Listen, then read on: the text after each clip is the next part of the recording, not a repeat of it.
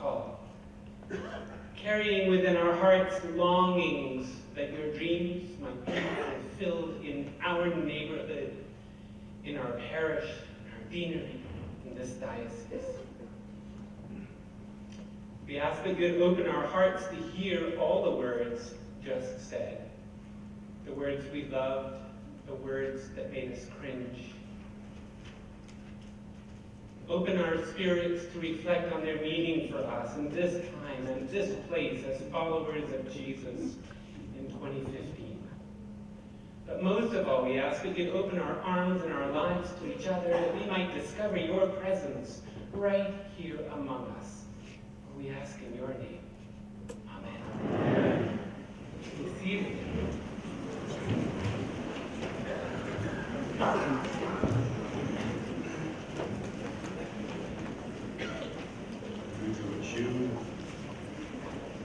I am honored to be invited to be here with you and share with you learnings that I have had the luxury of gleaning from the edges, from the margins, and from the center of this network formerly known as denomination, the Episcopal Church.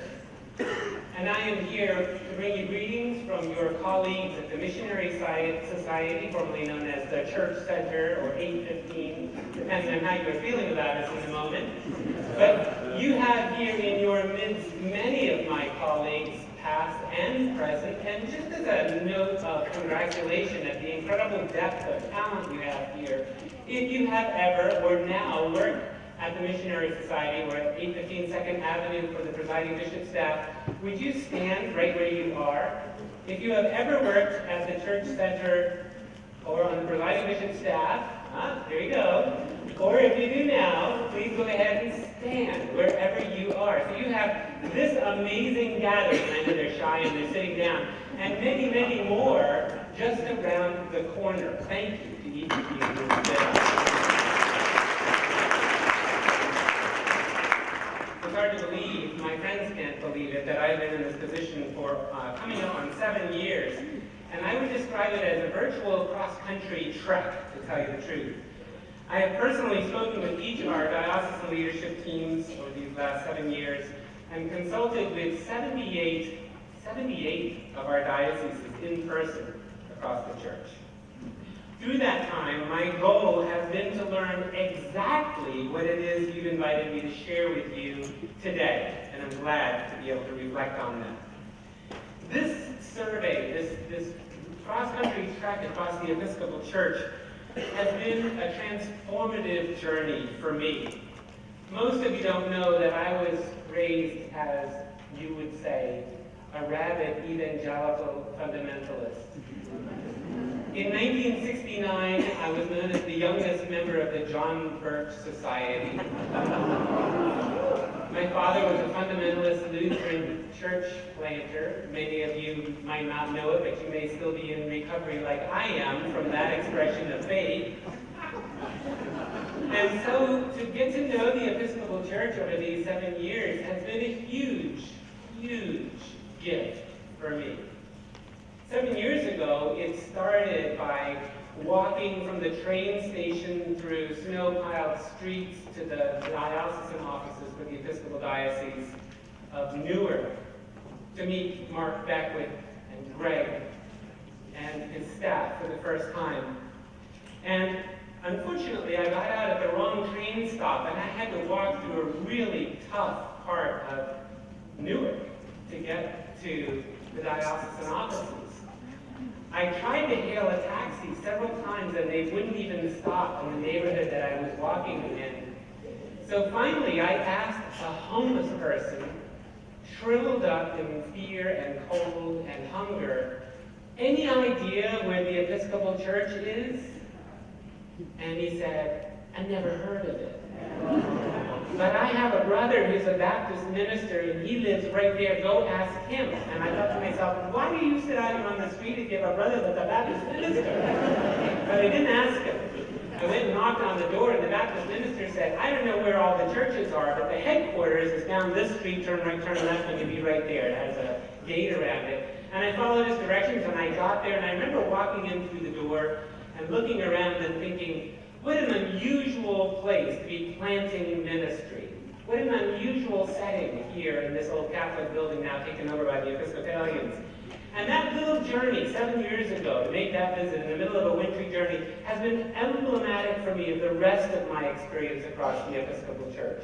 Over and over again, I scratch my now bald head wondering, how is it that we've come so long onto this vision of what it means to be followers of Jesus and this Anglican tradition in the United States in the 21st century?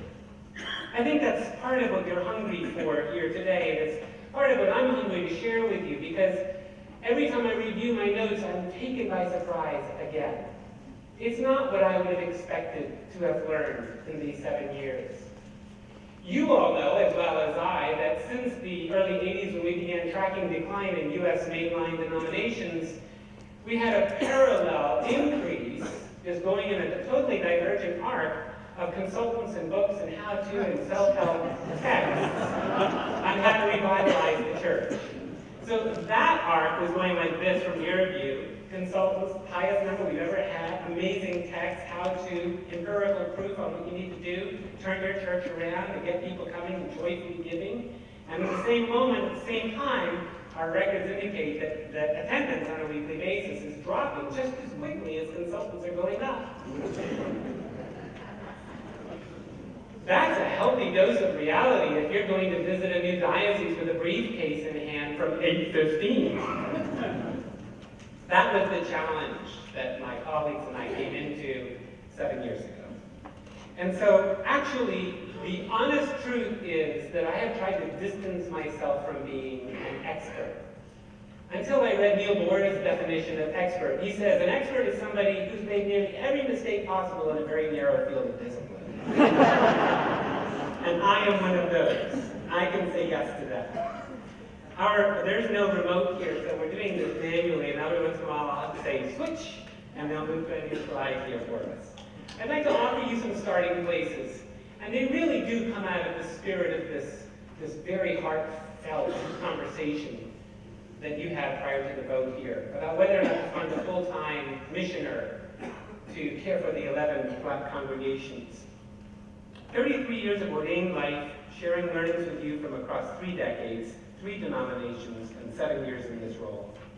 And frankly, what I'd like to share with you is hard to share in an hour.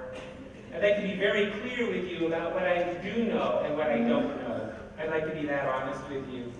And so what I hope to share from the start here are some images of what it means to partner with God. I'd like to share with you some surprising realizations about what it means to be the people of God as Episcopalians. I'd like to share with you what we are learning about lively and engaged communities of belovedness. Now, I know that the marketing and advertising world has already co-opted so much of this language because they took up the prophetic call that many times the church left in the gutter. To give you an example, where we have a beautiful new ministry in Mexican Town, a one-time affluent suburb of Detroit, which is now so devastated by the false claims of capitalism and the ravages of industry gone awry, that it takes an average of 58 minutes for 911 to respond to a call from within that neighborhood, where more than 90% of the traffic lights don't work and haven't for a couple of years, where you can buy a house with all the doors and windows still in it and a garage door on the front for less than $2,500.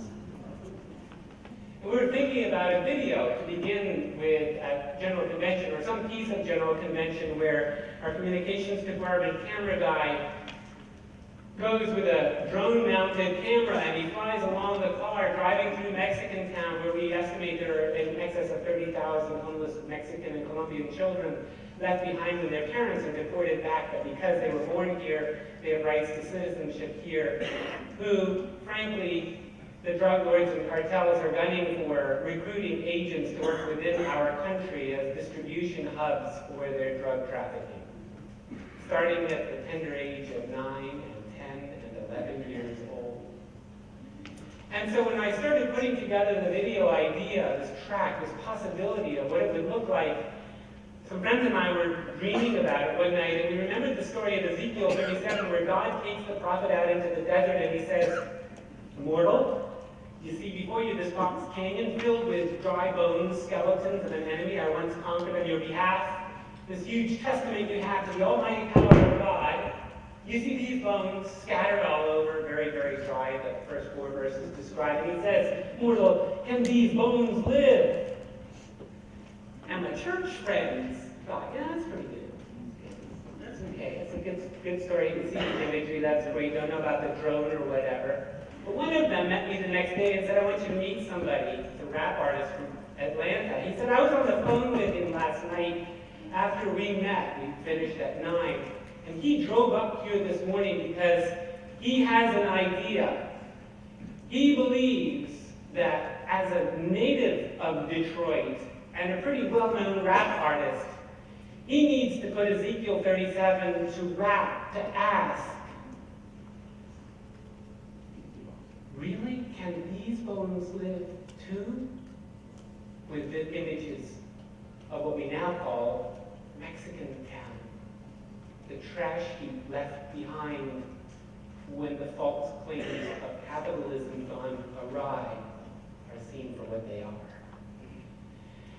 And I have to say that this is a theme I see over and over again, where artists outside the church are reappropriating our archetypal stories to describe their reason for hope.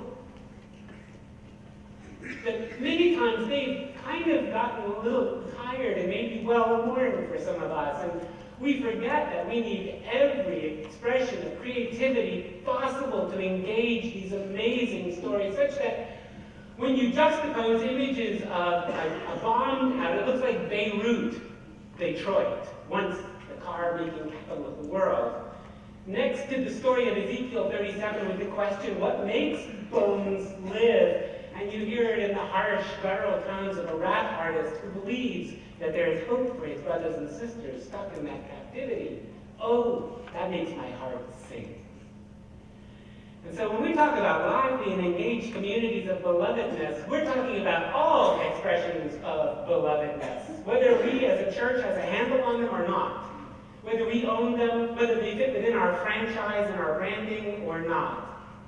We're talking about expressions of belovedness that are so compelling that a man who makes a living in the secular world singing the kind of music that most of us would never have in our sanctuaries catches the vision of what God's trying to do in Detroit faster than many of us. And so the debate and the struggle and the conversation that you witnessed a moment ago is exactly what needs to be happening in our diocesan conventions across the church. And as hard as it was to hear how that voting mechanisms could not resolve this hard point of struggle between the church that was and the church that is becoming, as much as voting doesn't resolve that, every one of our dioceses needs to be having this conversation. If we can fund this, then why can't we fund that? If this is important to us, then why isn't this important to us? Does it have to be either or? Is this the kind of thing we vote on? I would say beloved communities are called to wrestle. And so I want to offer you a disclaimer that you're hearing more of lately. It looks a little odd that these initials stand for "your mileage may vary." This has become a really popular disclaimer, especially when car manufacturers are making exaggerated claims about how many miles they can squeeze out of a gallon of fuel in their new car.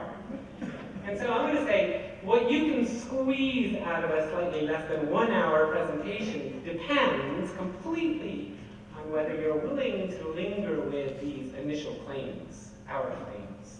It's not just me, it's leaders from across the Episcopal Church that are praying with you and for you and me as we share what we've been learning.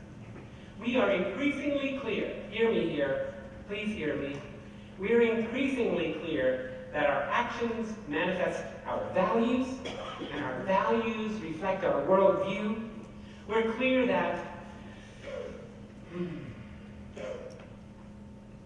if we choose to talk about reimagining mission and discipleship, we need to be clear what we mean by all these terms.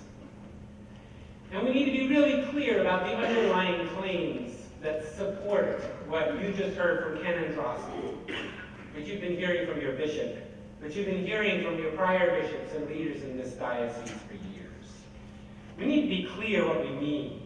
So I'd like to move to talking about the origins of my own episcopal journey. I was really blessed to be living in Philadelphia in 1976 and to have friends in Washington, D.C. that introduced me to Verna Dozer, who wrote this text that began my journey, that led me through Matthew Fox and Thomas Merton and some of the leaders that have broken open for me a conversion experience where I went from thinking that God made a mistake and it was all junk to really believing that God has always said, it is good. It's really good. And the sooner I recovered from my broken and flawed anthropology, my broken understandings of God's intentions for all of creation, the sooner I could grasp that we serve a dreaming God, a longing God, a God that longs to be gracious not just to you, as we hear in Isaiah 30, but also to all of creation. We hear Jesus refer to this ancient Hebrew saying, "O Jerusalem, I have longed to gather you to myself as a hen gathers her chicks, but you would not." We hear God on trial between Isaiah 64 and Isaiah 65, where the people of God believed the lies they'd inherited about their false gods from their Canaanite forebears, who portrayed God as nervous and insecure, constantly fretting about whether or not they were truly loyal. And so they thought God was angry with them. They thought God had left them. And in Isaiah 64, they say, "But God, your heat dried us up. It throws us into disobedience." And in 65, God comes back, still on trial, and he says, "No, I was with you. I looked over your shoulder as you made sacrifices to these false gods on our high holy mount, and I loved you. And I am with you, and you are still good." But I have to say this loud and clear. This is a dreaming God that chooses to express her dreams in and through each of us. This is not the detached God that we inherited from English deism. This is not even the God of our cleaned up, plain chant psalter. This is a God that joins with us in protest and grieving and exuberant, ebullient joy. A God that all nature knows as the one that groans and travails in pain until the day of our redemption. That's the God I'm talking about here. And in communities where we see a lively engagement with the world around them, they start from this place of deep courage that God has gone ahead of them, that God has been dreaming since before they were here, before we've been here. That God is a dreaming God. Switch and switch.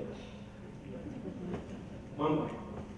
This is a God who, as we read in Ezekiel 37, who's made himself, herself, I would love to say, vulnerable to our yes, our no.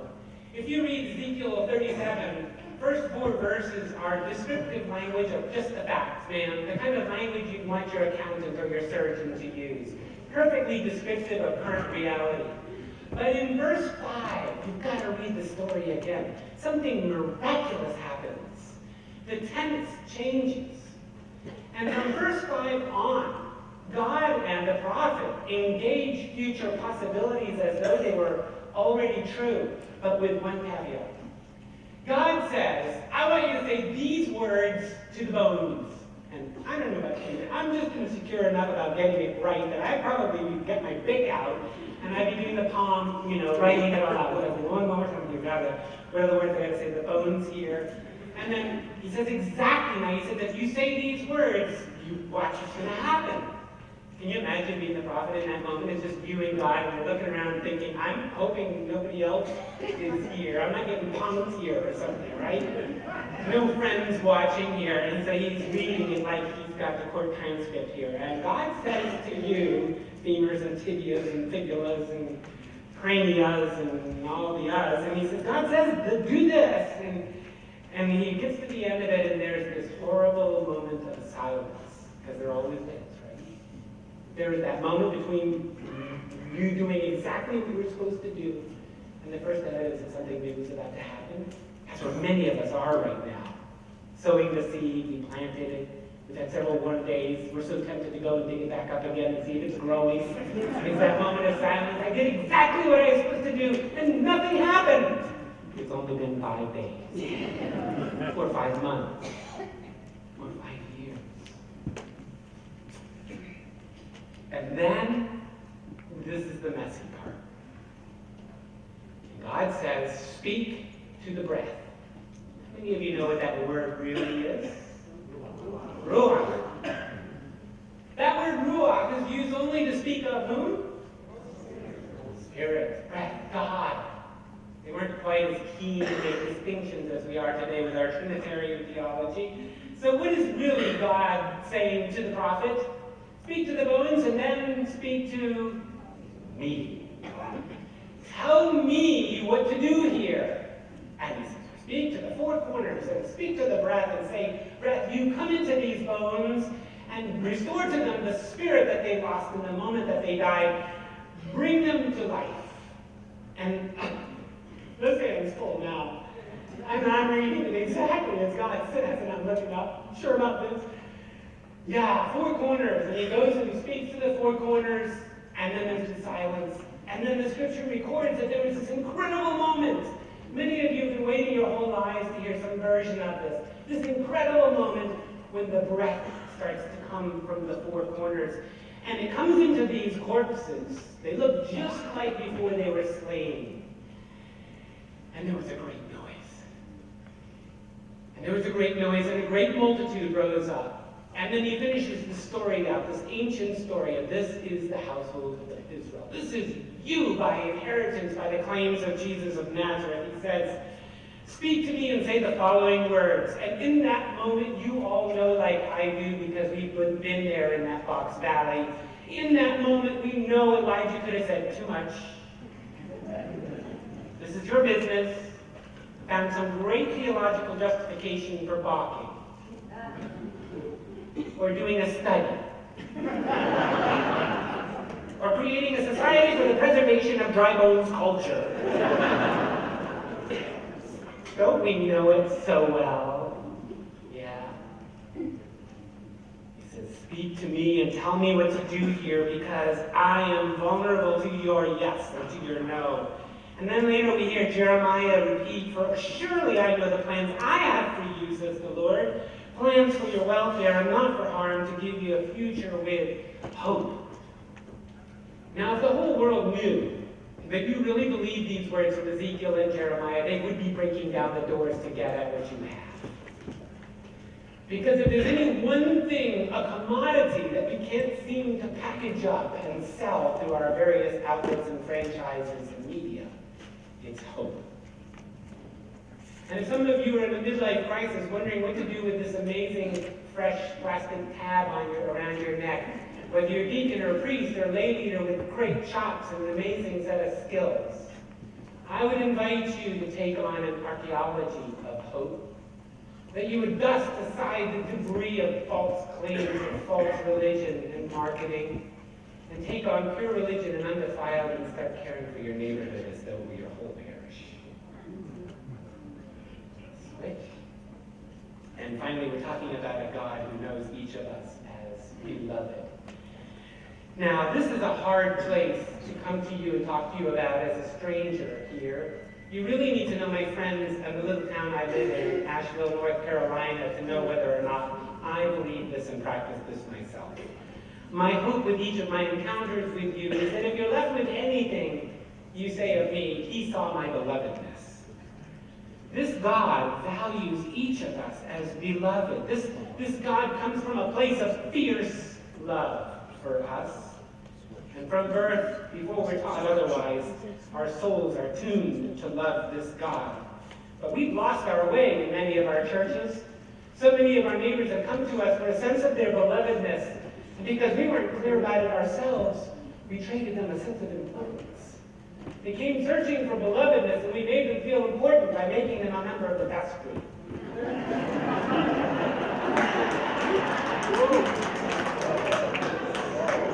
Or we heard that they were an accountant, so we let them count money after church. person like you, beloved of God, do that makes your heart sink? Because we've been taught to fit people into our needs, the institution's needs. We've been taught to think in terms of what it takes to sustain these old shallots we call our church. Oh, bear with me. Could we switch? We're really talking here about moving from the assumption that every one of us is a child of God to being intentional about representing what it means to be the people of God. I want to be clear about that distinction with you, because many of us spend our whole Christian careers lost to the idea of belovedness and smug in the idea that we're the children of God. And for the lack of witness, the world goes without hope. Because it's another matter to be the people of God and live into the disciplines that Jesus embodies for us. And so it's those disciplines of the soul that I'd like to move through very quickly with you this afternoon. Starting with our belovedness is a rough place for career-oriented clergy and their bishops in many corners of mainline Christianity. I've had no less than 6 bishops confess to me, right out loud, 2 in front of their colleagues, that the reason they pursued the bishopric was to find their belovedness. They thought that if they could just gather around themselves a bigger family, they would finally be convinced that God loves them the way they are. I can't tell you how many clergy have come to me and said, this begins my journey of recovery. To believe that what Jesus models for us by being baptized before he goes into the wilderness, before he begins his ministry, before his first act of turning water into wine, first he goes into the mighty river Jordan.